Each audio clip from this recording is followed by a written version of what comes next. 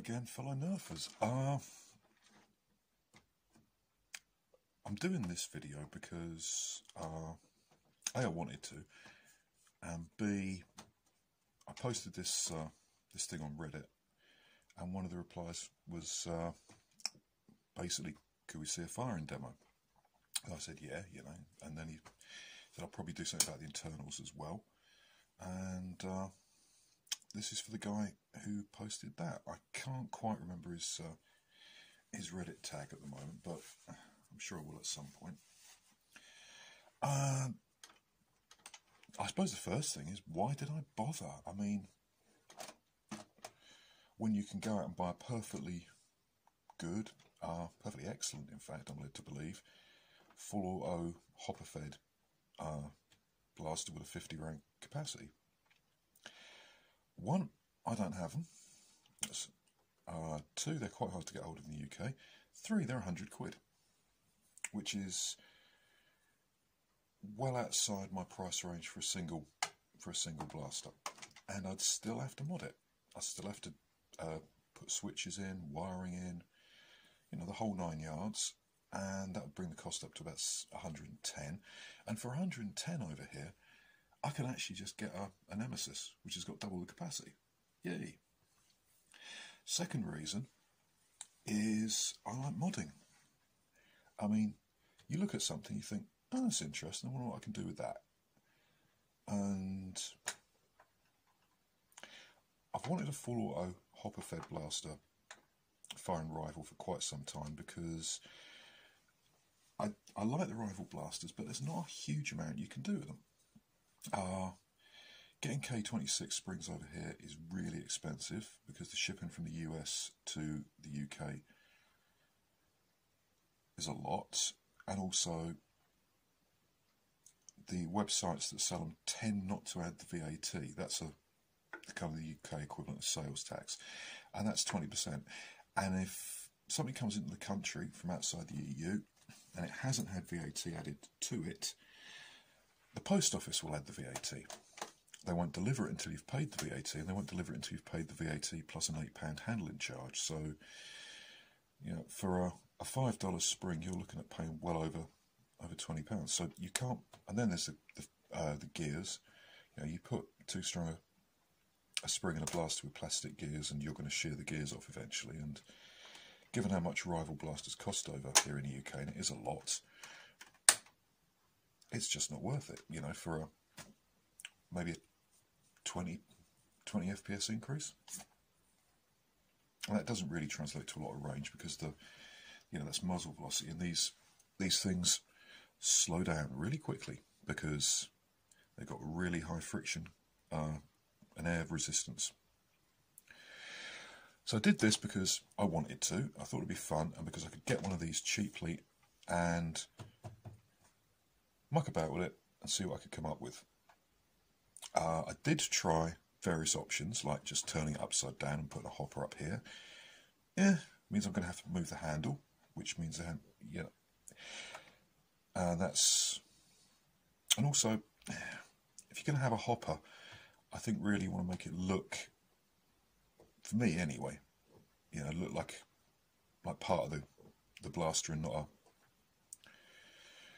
a sort of Tupperware box stuck on the top, which is fine if you don't mind the aesthetics, but I'd like it to look like it was supposed to look, you know, as if the hopper was supposed to be there. I even thought about using the battery tray and putting a series of shelves in, which is very similar to what you get on the Percy's, to improve the feeding, because the problem with hoppers is these things. Hoppers originated for paintball. Anyone who's ever been hit by a paintball or fired a paintball will know they are hard and they're shiny. These are not hard, and they're covered in dimples, and they stick to each other, you know? Those balls do not want to come apart. So if you've got a big hopper where you've got your balls stuck in a big group, they're likely, anytime two or more of them get close to an opening, to jam together, and you've got to shake it. And even if you put an agitator in, you're going to have to shake it at some point. So I tried those ideas, they weren't working, so I thought, well, what about the magazine? That will get rid of the problem with the balls clumping together at the entrance to the feed system, because these are single columns. The only time they're not going to be a single column is when they hit the conveyor belt. And also, the reason I used the mag was because it makes the blaster look a bit like a Bren gun. If you don't know what a Bren gun is, it's a World War II light machine gun used by British forces, and it had a top-mounted magazine, and it just looks cool. So a quick overview, and I have to point out this is work in progress, so there's a lot of shell work still to be done. All this needs filling in, that needs filling in, that definitely needs filling in. Over here, that needs covering up. The jam door will not slide with the conveyor belt upside down, so I've got to fab up a hinged jam door, I'm thinking for that. Probably a forward hinging one. I'll put a little hinge or something in there. I think you just slide it forwards, or just flip it forwards, get your finger in, deal with any jams. The most important bit at the moment is getting the function right. So even though down here, these cuts here need work on,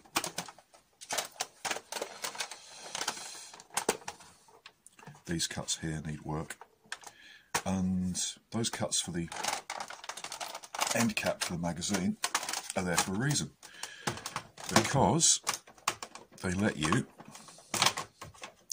flip the magazine open, and these cuts need filing up as well, and then you just drop the balls in.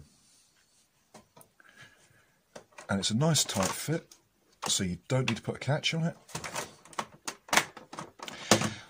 And with all the internals taken out, that hopper, that repurposed magazine, will hold 52 balls. So, as I said I would, a quick shot around the internals.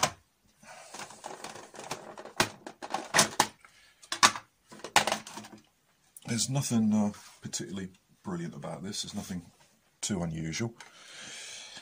The wiring's a standard 2-switch full auto setup with active braking. Got 21 amp on there because these things draw about 25 each, which is quite a lot, and a 10 amp there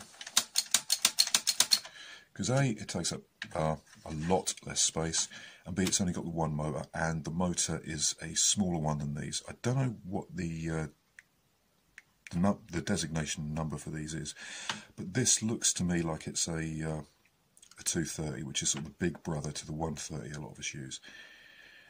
And the hard bit was getting this in, getting this aligned. So what I did was I took the blaster open, put the magazine in, and made a careful note of where everything lined up. That was the difficult bit. I'm going to take the end cap off on the mag. Just dropped a screw. That's alright, I drop screws all over the damn place. I'm sure you do too. It doesn't matter because you always have a few screws left over. There we go. I take that off and take the magazine open, the hopper, and show you how it all fits together. This is held in place by the pivot there and the catch there, because this is the original magazine cover, the one that flips open if you hit the little switch there, which can happen when you're reloading and when you're running around. The only thing I've done to the magazine is file out some of these bits here because of ball size. I've got 3 types of ammo in my collection. I've got a few headshots. I've got some, these have got an R on, these are really nasty, cheap, Arthur rubbish and rip-off I think, but they were like a $5 for 50. And then I've got some official Hasbro ones. And then I've got some of the BR, which I think stands for ballistics. Now, the thing with these, as I'm sure you don't need me to tell you, but I'm going to say it anyway, is they're different sizes. The R ones are noticeably smaller, especially when they're next to the headshot. They were feeding fine, didn't have to do anything to the hopper. The ones with B on, a little bit bigger, went through, no problem. The official Nerf rival rounds and the headshots were occasionally getting stuck somewhere down here. And that's no good. The whole point of this is it fires off the whole, or it's supposed to fire off the whole hopper without you having to do anything to it. So I took these bits down, if you can see that. It makes a bit more clearance for the larger rounds. I did the same on the other side.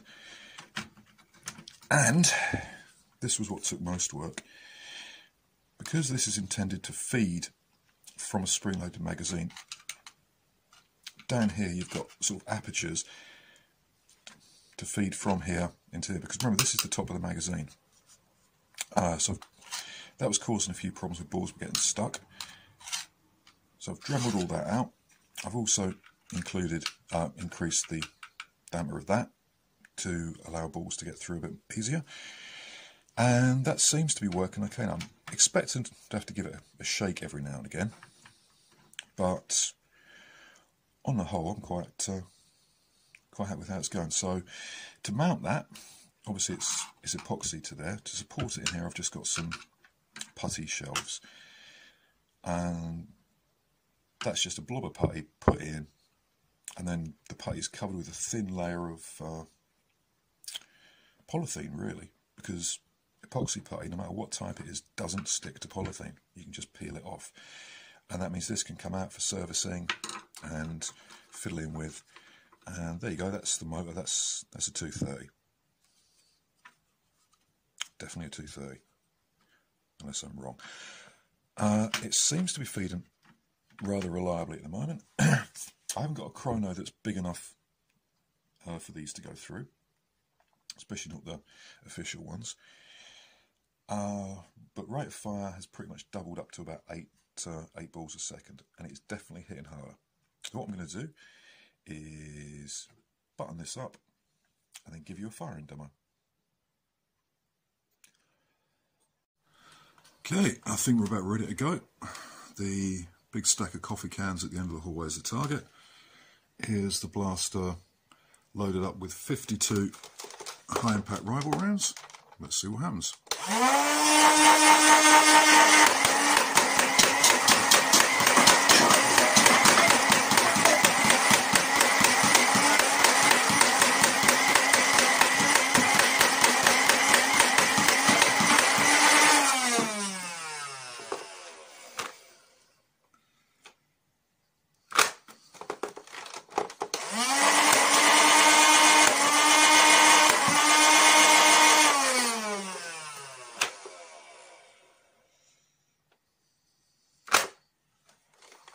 52 rounds, no jams, no shaking. I'll pick all those up, reload, and show it from the side so you can see the balls feeding. This angle. Okay, I've reloaded, all good to go again. I'm going to have to do this one handheld, so excuse the camera shake and the dodgy angle. Here we go.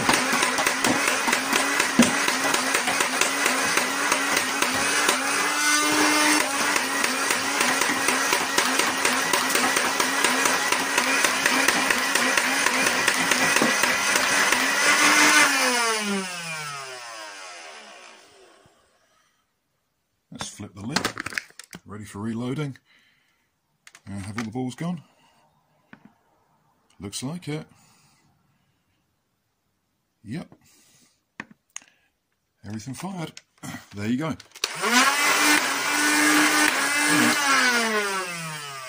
There were 2 left. There you go. 52 balls. Hopper fed, reload on the fly. Decent rate of fire. And all for the price of an old Khaos and its appalling magazine that I bought off eBay.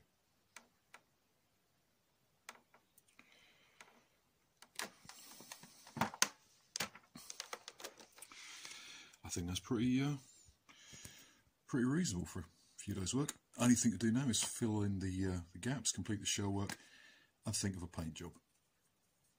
I think I'm going to go for a Tank Girl theme, and for anyone who doesn't know who Tank Girl is, go find out, you'll enjoy it.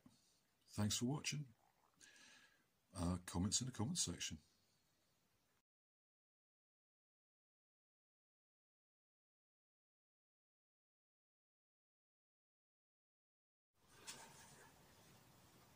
Okay, final firing demo. For this one, I've loaded up the hopper with a mixture of rounds. We've got some ballistics, we've got some headshot, we've got some official Nerf, and I've got some of those really cheap rip-offs. And they're all slightly squishier or harder or slightly bigger than the others, so I'm expecting this to jam. The last firing test was entirely Nerf, worked like a dream, no problem at all. This has got mixed ammo, the sort of thing you might pick up at war if you're scavenging, and I'd be very surprised if it doesn't jam, but we'll see.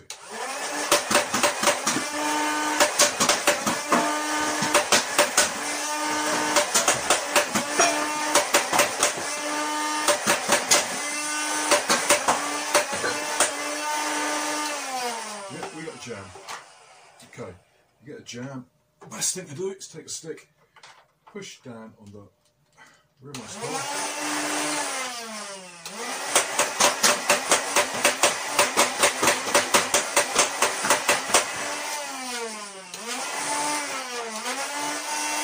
Right, that's it. All gone. Any more? Oh, there's one left. Right. One jam that took 3 seconds to fix out of a hopper-fed blaster firing mixed ammo. Yeah, I'm pretty chuffed with that. Yeah, like I say, with all Nerf ammo, it works fine. With all third-party ammo of the same type, it works fine. I think if you mixed ammo in any kind of rifle blaster, you're going to get a jam at some point. That's almost certain, because they all behave quite differently.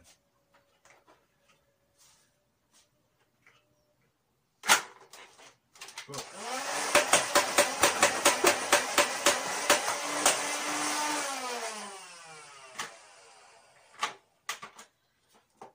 does feed rather nicely. It's easy to reload. I mean, that was 12 rounds dropped in. This is 6.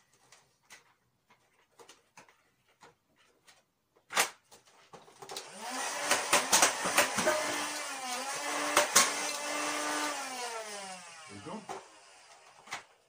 Yep, all gone. Simple to reload. Quite easy to fix a jam. And it's pretty reliable for what it is. I'm quite pleased with that. Let me know what you think. Comments in the comment section. Have fun, and talk to you later.